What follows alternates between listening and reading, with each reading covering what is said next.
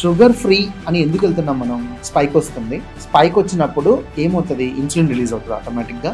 ఏవైతే ఎనర్జీ కింద కన్వర్ట్ చేస్తాయో ఆ సెల్స్ కి దాన్ని ప్రాసెస్ చేస్తుంది, అది ఎనర్జీ కింద కన్వర్ట్ అవుతుంది. We just need to burn that energy. మీరు ఈ రోజు కొంచెం ఒక 20 గ్రాములు ఎక్స్ట్రా షుగర్ తీసుకున్నారు ఏదో ఒక రూపంలో, ఒక అరగంట ఎక్స్ట్రా నడిచారు అనుకోండి, that will be burned out. ఈ జీరో షుగర్ అలా కాదు కదా, ఈ ఫ్రక్టోజ్ అలా బర్న్ అవుట్ అయ్యేది కాదు. It's a chemical thing completely. అని మీ లివర్ దాన్ని ప్రాసెస్ చేయలేదు, మీరు దాన్ని ఏం చేయలేరు. అది బిల్డప్ అవుతా వెళ్తుంది, వెళ్ళే కొద్ది మీకు సిమ్టమ్స్ తెలియవు, చాలా సీరియస్ అయిపోతున్నారు.